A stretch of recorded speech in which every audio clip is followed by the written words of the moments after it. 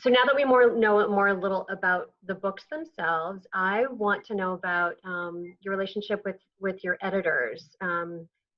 Sort of maybe some background, or if you've worked with them before, what the experience was like. Why don't we start with you, Amy? So working with my editor? On this particular book, yeah.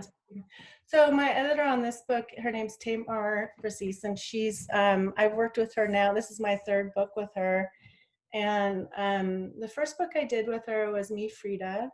And she was at Abrams at the time. And then she did Cloth Lullaby, and then she acquired Girl on a Motorcycle.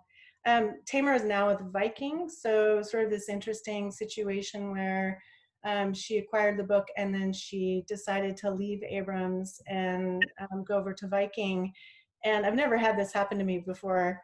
She had to call up all her authors and basically say, this is what I'm doing.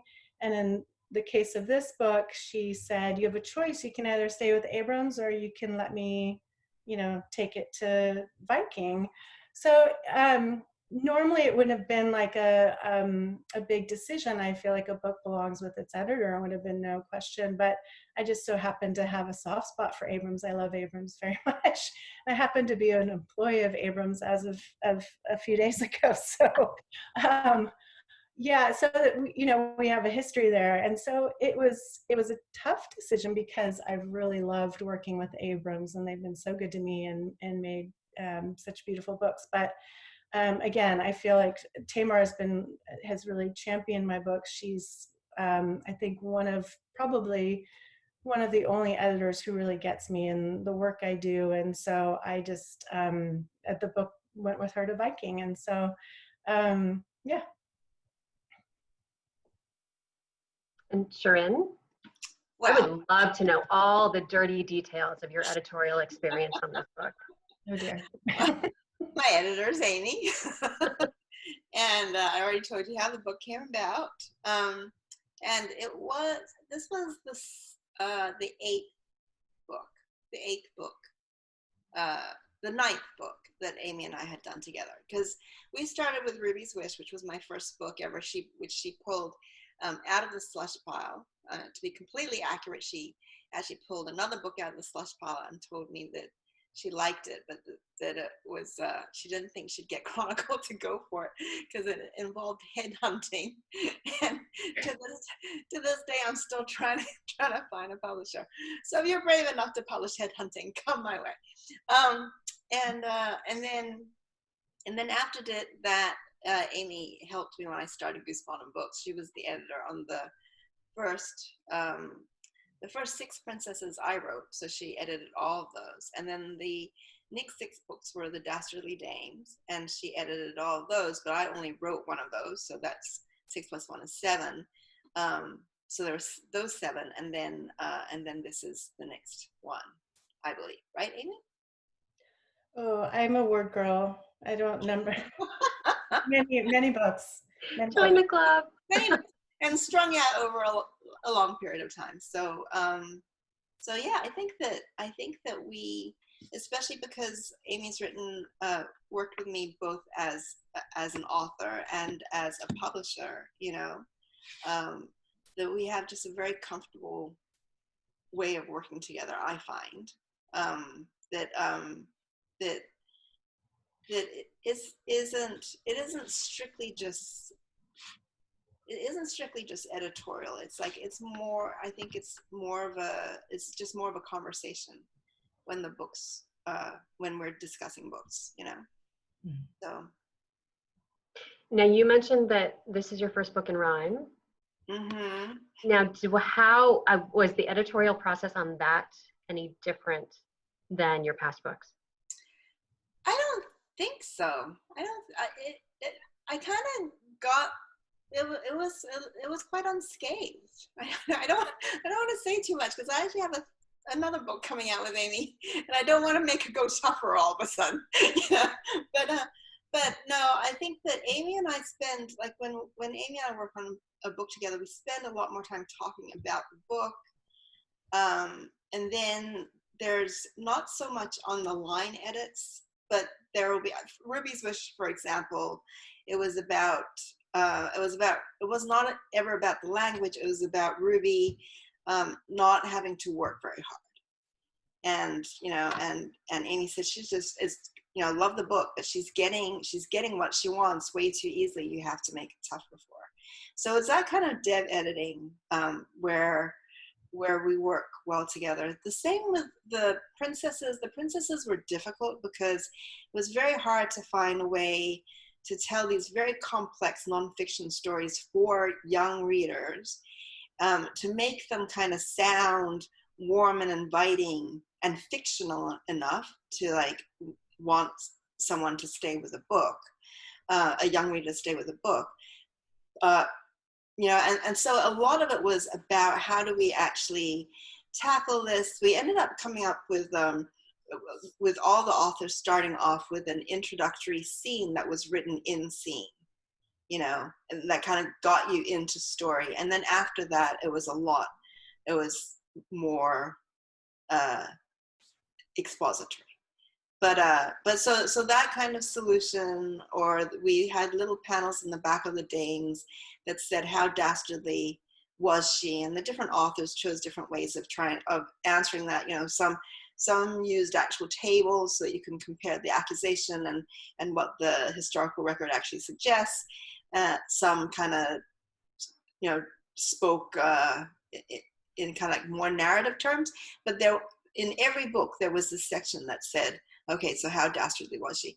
So it was really kind of engineering those books together, and then the language was relatively easy. And with this one, I think that most of the edits that I remember, and Amy can correct me, were not actually about the rhyme. There were a couple of places where Amy's ears picked up a cadence issue that I didn't have, that I couldn't pick up, or if a rhyme was relatively weak. I think that once or twice I might have cheated. She would have said that doesn't actually rhyme. So I have to go back and work on that. But a lot more of it was, I think, in terms of how do we keep is one idea kind of that goes through the book. So how do we keep it kind of fresher? How do we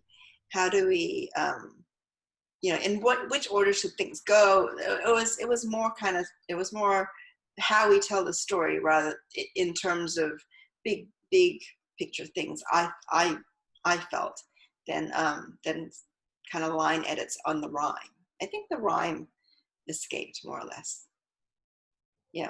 With improvements, of course, but it wasn't half as horrible as I thought it was going to be. Put it that way. I thought I was just setting myself up for a whole bunch of pain, but it wasn't so painful. And Amy, do you agree with that? Well, it's funny because I have to say NRhyme is not my my strength, I would say. So, and a few reviewers have sort of picked up on that. What I love in picture books and in language is I like things that are lyrical and have near rhyme or internal rhyme. And so to me, that's like, if you can just get that quality into a story, the end rhyme to me is like, I think that's, it's oftentimes it's, what's the word I'm trying to say? It's a different beast in a way. And so with this story, I thought Shirin did a good job. And I think, what I love about this story is what's I think one of Shirin's strengths is just the historical knowledge that she has and the details that she brings, and the language that is attached to that history. I find is very compelling and fun, and that's what I think is really a strength of this book. So yeah.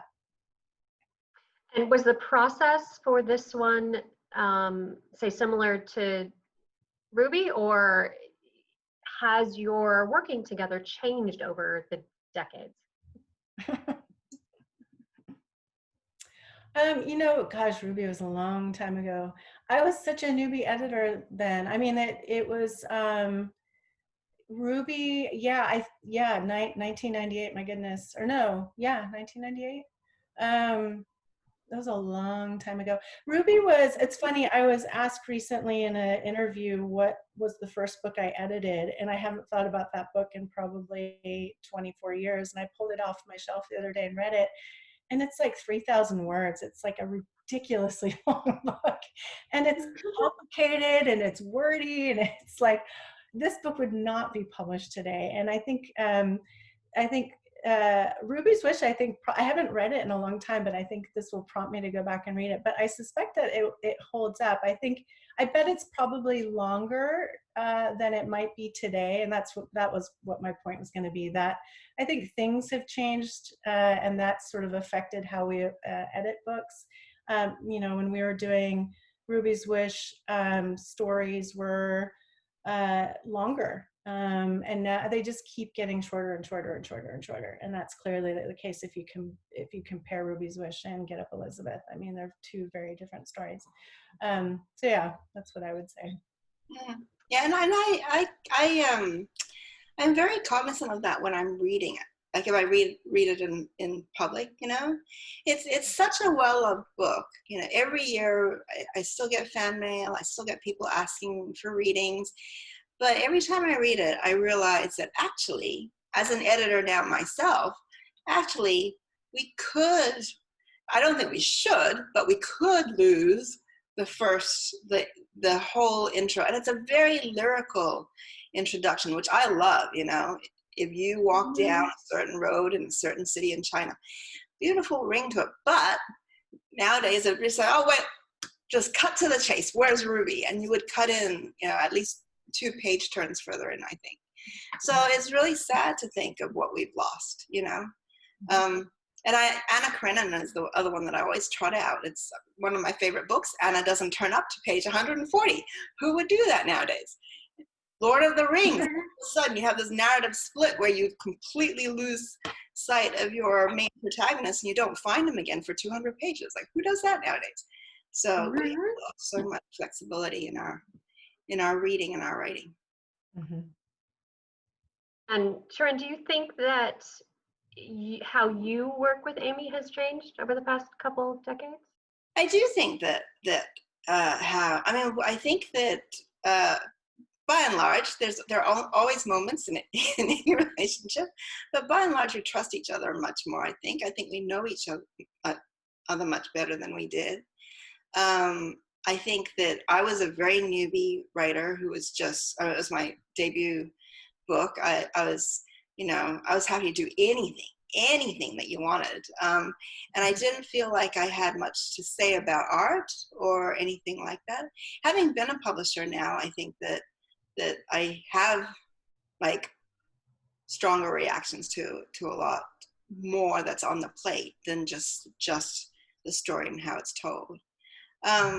But I think overall, most of it is a filling out of, to me anyway, of the it's a more three-dimensional relationship to me now, where when we talk about a project, we're talking much more about the whole project, whereas before I was just the purveyor of the words. So